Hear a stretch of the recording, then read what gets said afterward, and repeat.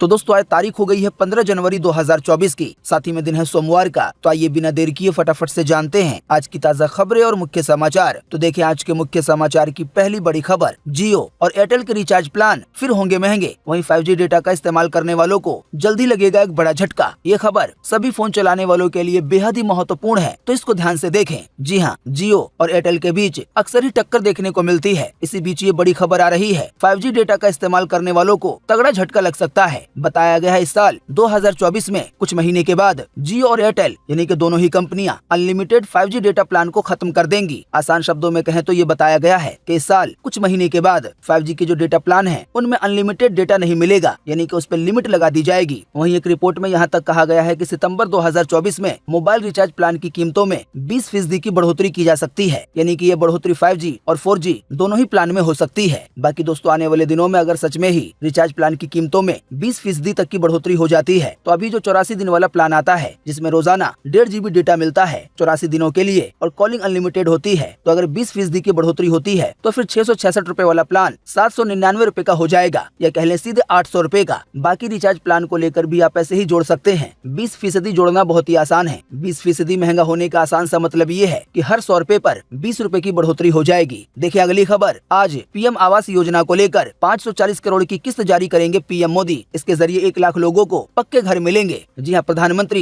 नरेंद्र मोदी आज मकर संक्रांति के दिन पीएम जनमन योजना के अंतर्गत 540 करोड़ रुपए की पहली किस्त जारी करेंगे। इस पैसे से देश के गरीब इलाकों में रह रहे आदिवासियों के लिए पक्के घर बनाए जाएंगे। देखिए अगली खबर, मशहूर शायर मुनव्वर राणा का हुआ निधन। लखनऊ के पीजीआई अस्पताल में चल रहा था इलाज। शायर मुनव्वर राणा का दिल का दौरा पड़ने की वजह से बीते रविवार देर रात निधन हो गया। उनकी जान चली गई। उन्होंने 71 साल की उम्र में लखनऊ में अंतिम सांस ली। उन्हें लंबे समय से किडनी की बीमारी थी। शायद आपको पता होगा, मुनव्वर राणा माँ पर लिखी गई अपनी शायरियों की वजह से आम लोगों में खूब लोकप्रिय थे, लोगों के चहीते थे। आप में से जो लोग मुनव्वर राणा को पसंद करते हैं तो इस वीडियो को लाइक करें, और उनके लिए कोई बात कहना चाहते हैं, श्रद्धांजलि देना चाहते हैं तो इसी वीडियो के नीचे अपनी बात को लिखना ना भूलें और बताएं कि मुनव्वर राणा जो शायर थे उनकी शायरियाँ कविताएं आपको कैसी लगती थी, खास करके जो माँ पे लिखी गई है। देखिए अगली खबर, प्याज के गोदाम में लगेंगे AI सेंसर। बोरे में एक भी प्याज सड़ा हुआ तो किसान को अलर्ट मिलेगा। इससे फसलों के नुकसान में कमी आएगी। जी हाँ, भारत में देख रेख की कमी और खराब इंतजाम होने की वजह से हर साल 16% फल और सब्जियां खराब हो जाती हैं, यानी कि हर 100 किलो में 16 किलो फल और सब्जियां खराब हो जाती हैं। वहीं 10% दलहन और दूसरे अनाज भी बर्बाद हो जाते हैं, चाहे वो गेहूं हो, दाल हो। ये सभी चीजें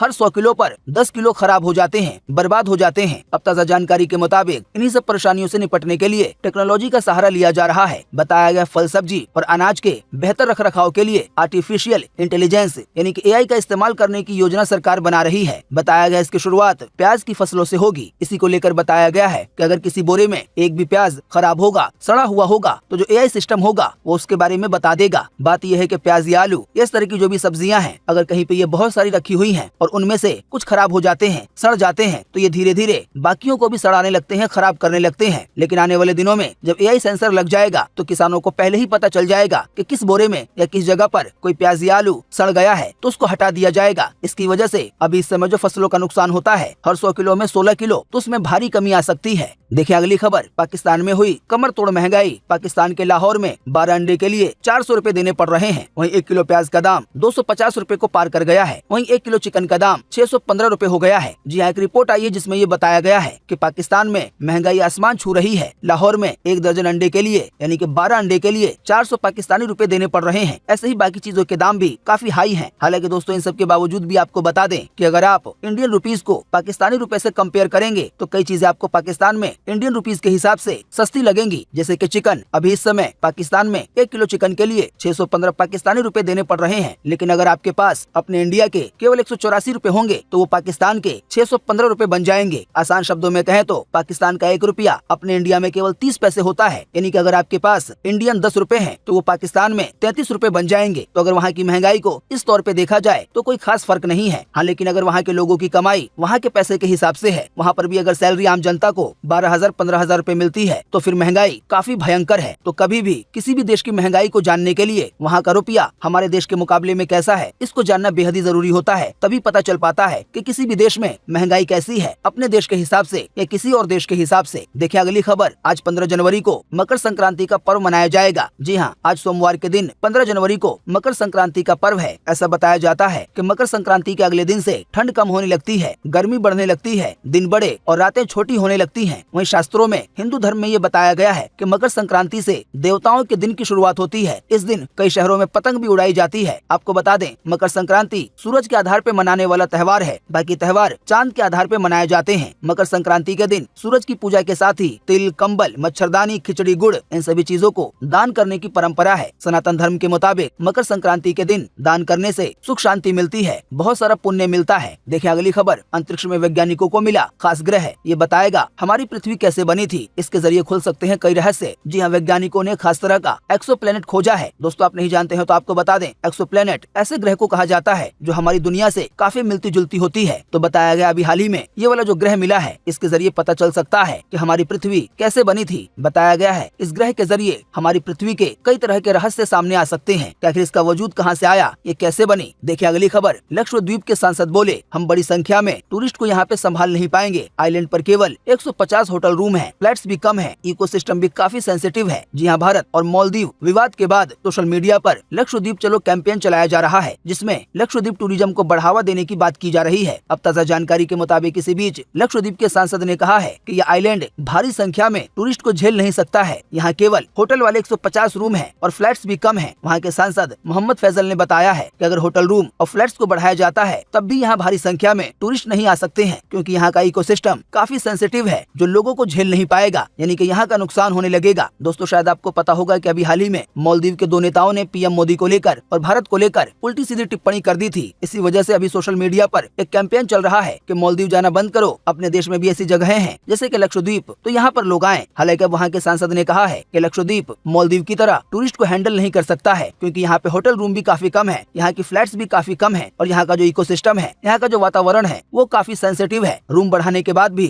लक्षद्वीप सांसद के मुताबिक ज्यादा लोगों को झेल नहीं सकता। देखिए अगली खबर, 25 जनवरी को अलीगढ़ में लोकसभा चुनाव का बिगुल फूकेंगे पीएम मोदी, हो सकती है रैली। जी हाँ, अयोध्या के श्री राम मंदिर में रामलला के विराजमान होने के बाद भाजपा आने वाले लोकसभा चुनाव की तैयारियों का अलीगढ़ से ऐलान कर सकती है। प्रधानमंत्री मोदी 25 जनवरी को अलीगढ़ से लोकसभा चुनाव के प्रचार की शुरुआत कर सकते हैं। फिर इसके बाद 27 जनवरी को बिहार के बेतिया में पीएम मोदी की रैली हो सकती है। देखिए अगली खबर, मणिपुर से शुरू हुई कांग्रेस की न्याय यात्रा। इससे पहले राहुल गांधी ने लोगों को संबोधित किया और पीएम मोदी पर निशाना साधा। जी हाँ, हमने आपको बीते रोज के मुख्य समाचार में बताया था कि राहुल गांधी की भारत जोड़ो न्याय यात्रा मणिपुर से शुरू हो गई है। हालांकि राहुल गांधी ने यात्रा शुरू होने के साथ ही जनता को संबोधित किया, एक भाषण दिया। इसमें राहुल गांधी ने कहा कि मणिपुर में भाई बहन, माता पिता आंखों के सामने मरे हैं और आज तक देश के प्रधानमंत्री उनके आंसू पोंछने के लिए, उनसे गले मिलने के लिए नहीं आए। ये बहुत ही शर्म की बात है। वहीं आपको बता दें, आज राहुल गांधी की भारत जोड़ो यात्रा का दूसरा दिन है। आज उनका काफिला नागालैंड में प्रवेश करेगा। 257 किलोमीटर की यात्रा की जाएगी। देखिए अगली खबर, भारत 5 साल में बन जाएगा दुनिया की तीसरी बड़ी आर्थिक महाशक्ति। केंद्रीय गृह मंत्री अमित शाह का है ये बयान। जी हाँ, केंद्रीय गृह मंत्री ने अभी हाल ही में कहा है कि अगर नरेंद्र मोदी तीसरी बार प्रधानमंत्री बनेंगे तो अगले 5 साल में ही भारत को दुनिया की तीसरी आर्थिक महाशक्ति बना देंगे। साथ ही में अमित शाह ने कहा कि पीएम मोदी ने देश में आधारभूत सुधार किए हैं। आसान शब्दों में कहें तो गृह मंत्री अमित शाह का ये बड़ा ऐलान है कि अगर नरेंद्र मोदी दोबारा प्रधानमंत्री बनते हैं तो अपना भारत आने वाले 5 साल में तरक्की के मामले में, खास करके आर्थिक मामले में नंबर 3 पे आ जाएगा। यानी कि ऐसा होने के बाद आर्थिक मामले में, पैसों के मामले में पूरी दुनिया में ऐसे केवल 2 देश होंगे जो अपने भारत से आगे होंगे। बाकी दोस्तों आप इसी वीडियो के नीचे कमेंट बॉक्स में कमेंट करके बताएं कि अमित शाह ने जो कहा है क्या वो सच में पूरा हो पाएगा या नहीं आने वाले 5 साल में। और साथ ही में ये भी बताएं कि मोदी जी तीसरी बार प्रधानमंत्री बन पाएंगे या नहीं। इस पर आपकी पर्सनल राय क्या है? आप अपना जवाब इसी वीडियो के नीचे कमेंट बॉक्स में लिख सकते हैं। वहीं साथ ही में आप ये भी बताएं कि क्या पीएम मोदी के बजाय कोई और है जो अभी इस समय देश का प्रधानमंत्री बनने के काबिल है? अगर वो है तो उसका नाम बताएं। देखिए अगली खबर, वैज्ञानिकों को मिली नई गैलेक्सी जो बिना तारों की है। जी हाँ, ब्रह्मांड में कई बार वैज्ञानिकों को ऐसी चीजें दिख जाती हैं जो पहले कभी नहीं मिली होती हैं। जाहिर बात है इसी की वजह से वैज्ञानिकों के लिए ऐसी चीजें चुनौती भरी होती हैं। ताजा जानकारी ये है कि अभी तक जिन भी गैलेक्सियों की खोज होती थी तो उनमें हजारों, लाखों, करोड़ों की तादाद में सितारे होते थे, सूरज होते थे। लेकिन अभी हाल ही में एक ऐसी गैलेक्सी की खोज हुई है जिसमें कोई भी तारा नहीं है। ये गैलेक्सी अपनी पृथ्वी से 27 करोड़ लाइट ईयर दूर है। 27 करोड़ लाइट ईयर दूर है, यानी कि अगर आप लाइट की स्पीड से सफर करते हैं हर एक सेकंड में लगभग 3 लाख किलोमीटर, तब आप अपनी पृथ्वी से इस गैलेक्सी तक 27 करोड़ साल में पहुंच पाएंगे। देखिए अगली खबर, ट्रेडिंग अकाउंट को फ्रीज करने की या ब्लॉक करने की सुविधा देगा सेबी। इसके लिए 1 अप्रैल तक फ्रेमवर्क तैयार होगा। संदिग्ध गतिविधि रोकने में मिलेगी मदद। जी हाँ, जो भी लोग शेयर बाजार में पैसे लगाते हैं तो इनको ट्रेडिंग अकाउंट को लेकर जल्दी सेबी द्वारा एक नई सुविधा मिलेगी, जिसके तहत यूजर शेयर बाजार में पैसे लगाने वाले अपने अकाउंट को ब्लॉक या फ्रीज कर पाएंगे। अगर किसी को लगता है कि उनके अकाउंट में कोई गलत गतिविधि हो रही है तो वो अपने अकाउंट को ब्लॉक कर सकेंगे। तो दोस्तों उम्मीद करते हैं कि आज की इस वीडियो से आपको काफी कुछ जानकारी मिली होगी। हम बस इसके बदले में आपसे इतना ही चाहते हैं कि आप इस वीडियो को लाइक कर दें और शेयर कर दें, क्योंकि आपका लाइक और शेयर करना ही होता है हमारी मेहनत का फल। वीडियो देखने के लिए आपका बहुत बहुत धन्यवाद। Thanks for watching.